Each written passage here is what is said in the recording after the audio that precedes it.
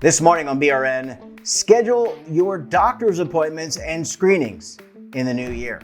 Joining me now is Dr. Mary Branch. She's a cardiologist at Cone Health. Dr. Branch, so great to see you. Happy New Year. Great to see you this morning. Happy New Year. New Year, it's great to see you as always. New Year, it's a rebirth. It's a reimagining. We all have New Year's resolutions, but there are some really important steps you need to take. We need to take as individuals, doctor, correct, when it comes to our health. Absolutely. So a lot of times people make their New Year's resolutions, and a lot of times these goals are geared towards health. And so we're geared up, we're ready to lose weight and do all the things that we need to do. But I heard a commercial that says there's like a national quit day where everyone just stops and they don't continue with this particular goal. So I'd like to talk today about how we can be intentional about our health and reach our New Year's goals. So let's talk about that. Let's start with cancer. That seems to be kind of ticking up for certain age groups. What can we do to prevent things like colon cancer, breast cancer, other type of cancers that people are afflicted with? Yeah, absolutely. So it's really intertwined with, I'm a cardiologist, but the risk factors are pretty similar for cardiovascular disease as well as cancer. So again, it's back to the basics of obesity increases your risk of cancer. Certain exposures, of course, will increase your risk of cancer. And family history can also increase your risk of cancer, just like it does with cardiovascular disease. So what can we do? Well, number one, think about being intentional. Look at your age and say, is it time for my cancer screening? So I'm 40 and I just scheduled my mammogram. So, thinking about when you turn 45, that's the time for your colon cancer screening. So working with your physician, making sure that you have your primary care conversation for that year to say, what cancer screenings am I eligible for this year, and making sure that you're staying up to date with that.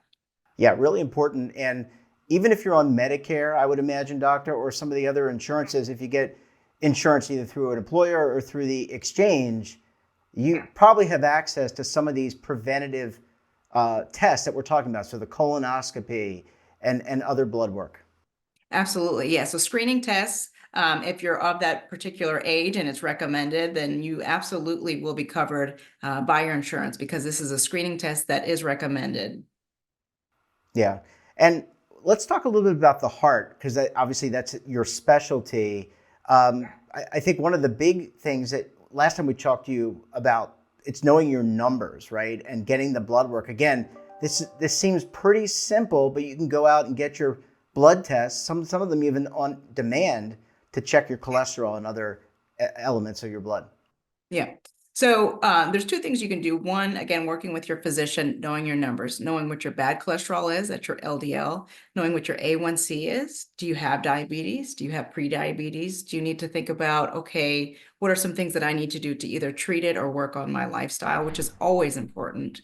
And then your other numbers, what's your weight? How much calories are you taking in? What are those numbers? So again, thinking about intentionality, not only with the lab test, but thinking about how can I incorporate checking my weight and my metrics each day, and working with how can I reduce either my calorie intake, my sugar intake, and how can I increase my physical activity. And I always say, start small, start with 5 minutes, 3 times a week, start with just cutting sugar out of your drinks. And that's it. And just recheck in after a couple of months. Don't wait for the next year for your new goal. Start to incrementally change your habits. Sorry, I didn't mean to interrupt you, doctor. When it comes to exercise, I mean, you don't need to be climbing Mount Everest, doctor.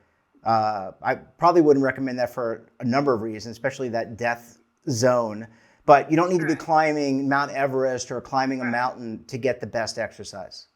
Absolutely. So, the American Heart Association always recommends 150 minutes of moderate exercise, 75 minutes of vigorous. That is a lot if you don't do anything, right? And so that's okay. You don't have to hit the gym every day. You don't have to climb Mount Everest.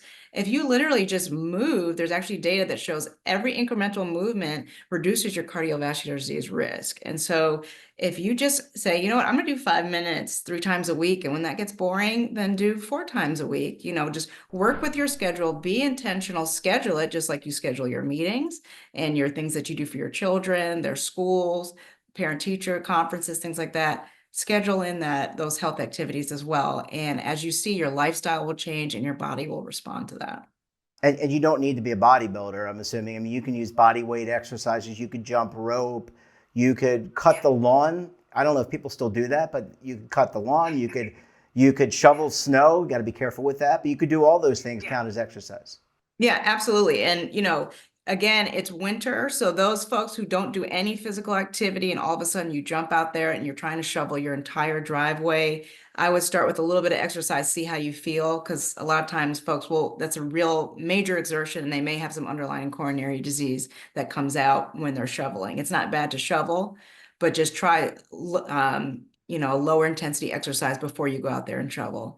But yes, you could just do a little bit of weights. Weight training is extraordinarily important. And, when I was growing up as a female, they didn't tell us about that. But for men and women, it is really important to start lifting weights, one for your balance as you get older, as well as just toning your core and improving your cardiovascular exercise as well. And doctor, you mentioned sugary foods, trying to cut those out. Ultra processed foods, I think there's been a lot of studies that those just, the Cheetos, the Fritos, I'm not just picking on Frito-Lay, but those types of things maybe more in moderation, probably sticking towards whole foods like fruits, vegetables, nuts, meats. Absolutely. If you look in the ingredients and you can't even pronounce what's included, you have no idea what is in this food. This is not good. And they say that, the FDA can't really scrutinize everything that we're ingesting and eating. And so, if you go to the grocery store, one, don't go on an empty stomach. And two, the foods typically along the aisles are the healthier ones. And what's in the middle tends to be a lot of the sugary foods and the ultra processed foods that aren't great for you. So maybe on Fridays, you say, I'm going to watch a movie and I'm going to eat these foods. But then the rest of your week, you're pretty Spartan. You're eating, your 2 or 3 meals a day, and you're aiming towards your goals in terms of just eating what is that you're consuming, that you can, read the ingredients and know what you're eating. But if you stick to those natural foods, you'll really see the benefits in how you feel. Doctor, last question. In terms of the latest research, I mean, your expertise is in cardiology. There's a lot of technology now that's available, the Fitbits, the Apple Watches. What are some of the latest research and things that we can maybe expect in 2025 and beyond in terms of our heart health, our cardiovascular health, and our overall health? Yeah. So in terms of new technology that's coming down the pipe, I'm not quite aware yet, but the current Apple Watches, there's this Oura Ring where it looks at whether you're having apneic events at night or being able to monitor your heart rate. And when you exercise, are you getting to that, max predicted heart rate? I think that's really important as you're trying to see how well am I doing with my physical activity? How high is my heart rate going? So using those as a tool to help you, I think is extremely important.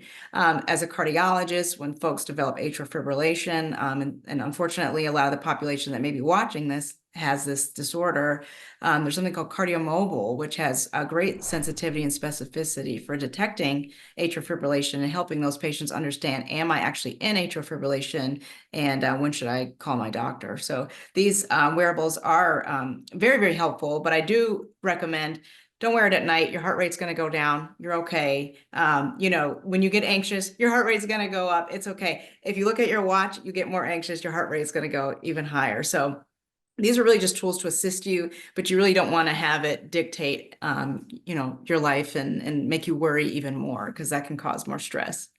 Yep, and that's the last thing I think we need. And having just come out of the holiday season, less stress, less anxiety, better health. Dr. Branch, so great to see you. Thanks for joining us, and we look forward to having you back on the program again very soon. Absolutely. It's always a privilege. Thank you so much. And don't forget to subscribe to our daily newsletter, The Morning Pulse, for all the news in one place. Details, of course, at our website. And we're back again tomorrow for another edition of BRN. Until then, I'm Jeff Snyder. Stay safe, keep on saving, and don't forget, roll with the changes.